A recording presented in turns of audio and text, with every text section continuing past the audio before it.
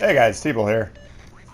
I did wind up getting the Arizona. It's in the store right now. It's a Tier 5 American Battleship Premium.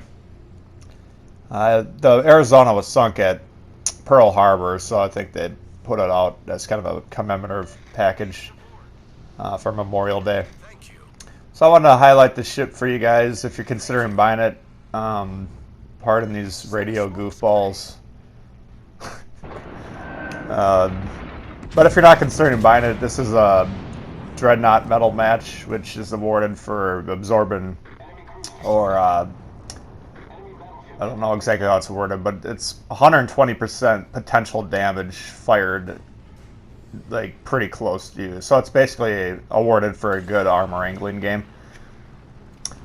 So I thought it'd be a good game to replay for you guys, regardless of ship. But the Arizona, I like it overall. It's got 57,200 hit points, which is the most at the tier.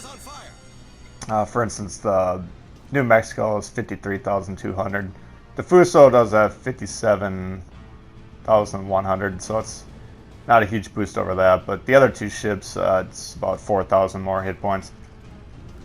The one kind of drawback, I don't know if it's necessarily a drawback, but something I'm working on figuring out how to do. It seems like the AP penetration at long range against heavily armored targets isn't the best. So I've only played, I don't know, 6-7 games with it, but the more I play it, the more I'm kind of treating the long range as kind of like a British battleship and shooting higher up on the deck and trying to splash those AP rounds through the deck and hit citadels kind of vertically at long range rather than through the side. And I'm actually trying that more and more with all battleships, or all ships, frankly. Anything over like 11, 12 km.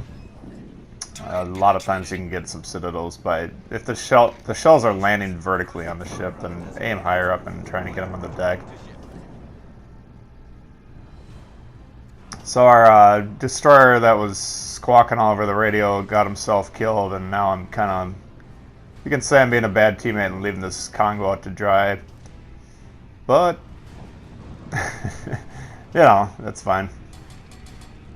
I was kind of ticked out with these guys. They were just, I did it at part of the deployment out. I mean, these guys were just annoying the heck out of me, so I wasn't that inclined to help them, but I did put a nice shot in the farragut there.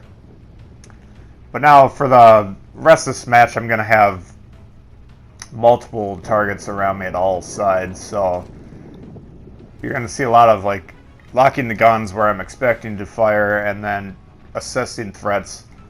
We're checking for HP, looking for broadsides, just looking around at how the targets are positioned and looking at their guns. So right now you can see this New Mexico. I'm at a potentially dangerous angle to him, but his guns were pointed backwards. Now I'm angled towards these two ships, which I knew were coming down the pike. You gotta, even if you lose track of where the ships are and they're gray on the map, you gotta kind of, in your mind, focus on where they're gonna be. And so because those two were there, I angled the rear of the ship towards them. Was able to essentially block most of the damage they potentially could have done.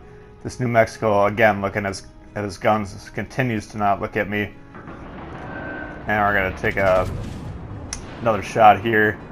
Now again, you can see I'm trying to broadside at the water level. Not getting a lot of damage on that. So I'm still playing around with this ship. But the more I'm playing with it, the more I'm thinking broadside waterline citadels against heavily armored battleships aren't going to be as reliable as I'd hope. So that's kind of the one thing, I don't know, I necessarily want to call it disappointment, because each ship is intended to play differently than each other, so. But just keep that in mind if you do buy it. You might want to be playing around that as well. I mean, those two right there, that's two potentially one-shottable shots on that guy, and he's still alive, so. Now he's getting around the island. I'm trying to position between him and this Pensacola behind me, so I'm trying to keep a thin angle at both of them, if that makes sense. I'm not I still think that New Mexico's dealing with the other guy. but I'm trying to keep it, you know, roughly, call it about a 30-degree angle towards both ships. Pensacola, again, I like to fire all my volleys or salvos in one shot. I just feel like that works better than shooting them individually like that for whatever reason. Well, my guns weren't all pointed at the same rate, or at the same place. So he survives for another salvo.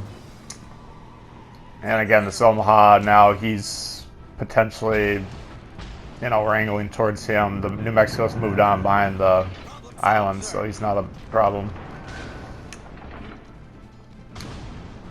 And this Omaha is at a somewhat steep angle, but this shot right here is actually able to take him out with a couple citadels, so there's the first bit of RNG luck that we get for the shots going in. And so again, I'm keeping an eye on this New Mexico. Now these two over there do have a nice broadside angle at me. I'm not of the opinion that they're really shooting at me at this moment, so, and there's not much I can do. You can't angle towards all angles on the map. But I do know this guy's for sure shooting at me, and that New Mexico is, you know, definitely going to be shooting at me, so.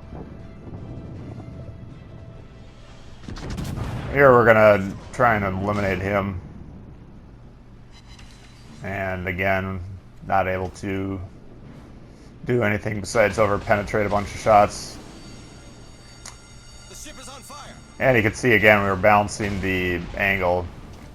Now, the New Mexico, as he re-emerged, he was going to be potentially the more dangerous threat, so we were trying to focus on angling towards him while keeping the guns in a position to fire in this Pensacola, who at any moment, hopefully we can kill. Obviously, we're out of repair party consumables at this point, so essentially, any time I present a full broadside to a target, the game's potentially over if they're able to hit the shot. So Problem solved, sir. now there, I was going to point that out. Like, that New Mexico was sailing north to Seoul, so I knew he was going to be there. Watching this back, I'm not 100% sure why I was so slow to the turn. There is this glitch, I think, or it might just be poorly designed, where if your rudder's engaged and then you do something on the radio, it kind of puts the rudder back to neutral, so you have to re-engage the rudder. I just want to point that out in case you're not aware of that. Now here, we presented basically a vertical angle to that guy, fired 2 guns, allowed him to shoot, and then opened up for the second salvo.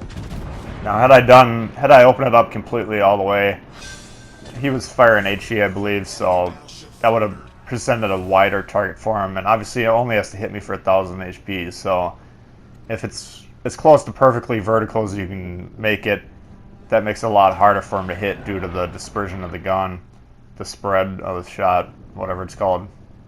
And, you know, so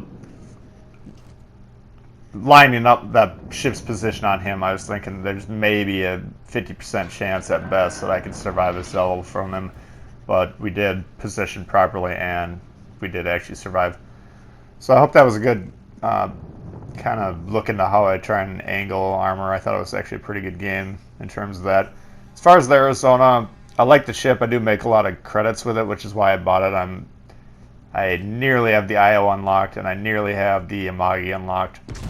And those of you that have unlocked Tier 7 ships, you know that's quite a lot of credits just to unlock them and then to get them upgraded too. So, and frankly, all my ship lines are, I think they're all at least Tier 5 and up. So, got a lot of expensive upgrades coming down the pike. I thought that ship would help out with it, and so far it's doing a pretty good job there.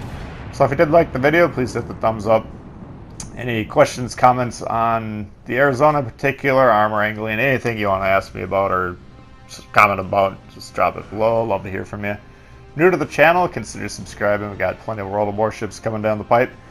And we'll see you guys all later. Alright, peace.